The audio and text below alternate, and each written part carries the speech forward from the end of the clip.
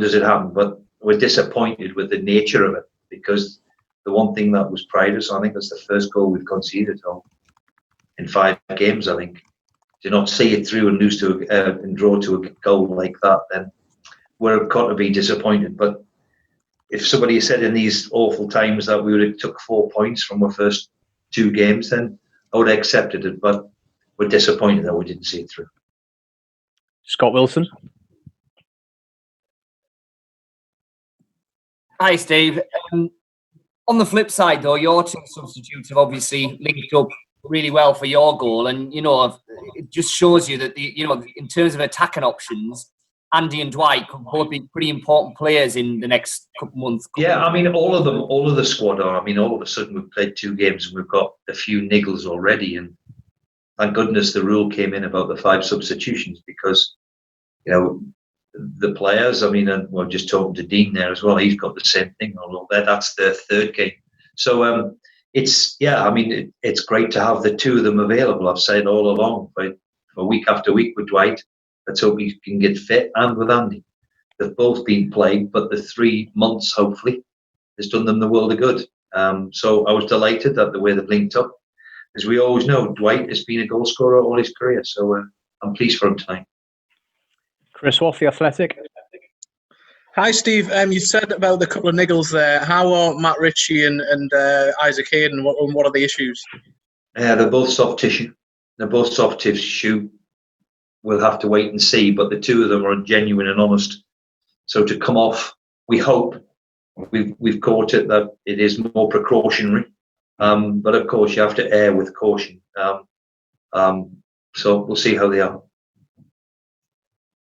Aaron Hindhaugh. Hi, Steve. Just wondering what you thought. Do you think if Andy can start a few more games, think that can be a different focal point you can bring to the team if Joe's not performing, maybe? Well, hey, listen, that's why he's going to stay, because he gives you a fit. Andy Carroll is always good to have around, and as I said, the lockdown, he looks lean. He's lost a lot of weight. It's certainly benefited us and him, and just at the right time, it goes up there and he sticks and he makes a goal. I think that's now 4 or 5 assists he's got. So we're delighted. I'm delighted. I've always said, a fit Andy Carroll is always great to have in your pack. And we'll take a few from Sky Sports, please. Keith Downey.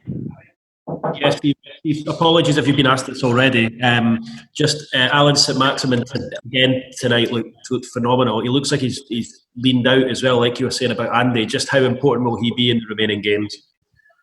Well, I know there's nobody in the stadium, but I remember making the comment that when I first seen him that he'll get people off their seats. The stuff that he did in front of me just after half time, I think we're all where he does I don't know what he does or how he does it, to be perfectly honest, but it was wonderful to watch. He's a really talented natural footballer who things come easy to him. So and he looks fit. He looks lean. He certainly did very well again tonight. You appeared quite content, Steve, at the end, despite the loss of the late. I didn't think we got to the levels where we were at the weekend. I was disappointed that we didn't see it out, because normally that's been a strength of ours, to be dogged and determined, and the nature of the goal is disappointing. It's a poor goal. It's a poor ball in, and he's 5-6 yards past the near post, Mohammedi, and it creeps in the bottom, So we're disappointed that we didn't get the result, but 4 points from the first opening 2 games, I think we would have accepted that, and we'll look forward to the weekend. And again, apologies if you have answered this already. Do you feel is that you safe now, do you think? I'm not saying that. I don't think so. I don't think you can take anything for granted. Who knows in this crazy world that we live in at the moment? But, we've certainly given a lot of teams a lot to do, but you've got to guard against it. And I hope that we focus on the other way and try and beat the number of points we had last year, for example. Try and finish higher than we did last year. And that will be progress for the players. Thanks, Keith. Simon O'Rourke. Hi, Steve. Do you think there's something to be learned from tonight, possibly when you get the data back, about how much these temperatures, this schedule and this situation is going to take out of everybody? Well, certainly today we were the first time that it was baking hot too. And I think you can see both sets of managers making 4 or 5 changes. I think that rule has helped us.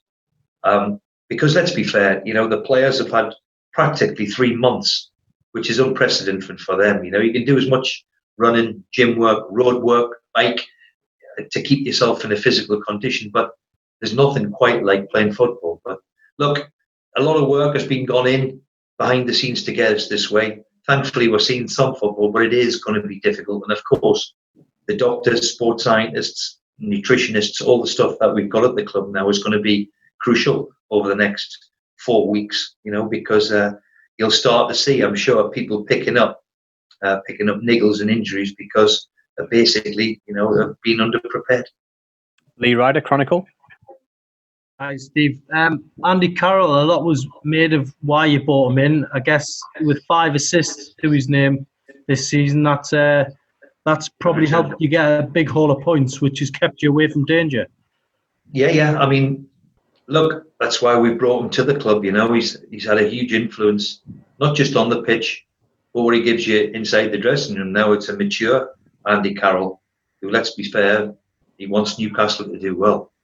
And when he's like he is today, I think he's 4 or 5 kilos down to where he was a few weeks ago.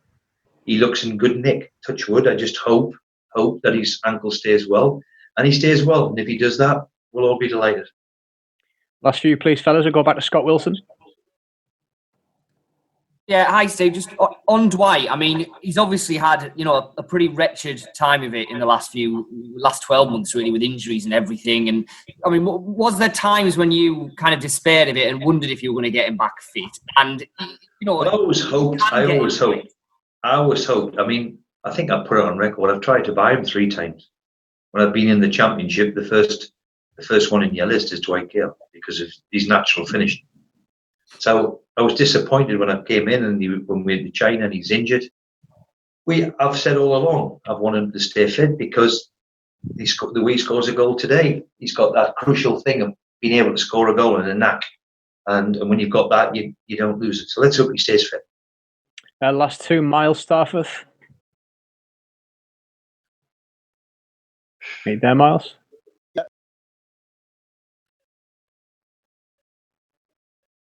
Try that again, Miles, please. Can you hear me now? Yeah, we've got you. Thank you. Yeah, okay. What kind of team do you think we'll see on Sunday? Because you're going to face a very different challenge in the FA Cup. Well, the first thing we're going to have to do is see how we are physically. We've got 1 or 2, Matt Ritchie and Isaac Hayden, who are arguably our fittest players, have obviously got a niggle because they're genuine and honest. So we hope that it's just a bit of fatigue, but we'll see how they are. And we'll see how we are by Friday and go from there. And last one, David Coverdale, Daily Mail. Hi, Steve. And sorry if you've been asked this because I missed the start, but what do you make of El Mohammadi scoring that goal? Because obviously he's a player you know very well. Thanks, David. As I said earlier on, I should have left him in Egypt. Now, I've signed him 3 times. He's a great pro, great lad who served me well over the best part of 10 years. It was one of my best ever signings when I was manager down the road, to bring him in for nothing.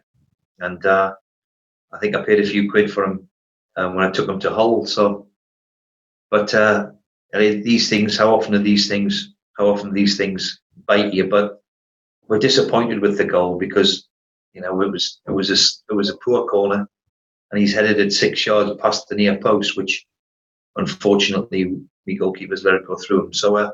Look, we're disappointed with that and disappointed that we didn't hold on because usually that's what we're good at, but didn't happen tonight. Thanks, everybody. Aston Villa's session will start shortly on their own link from us. Have a good evening. Cheers.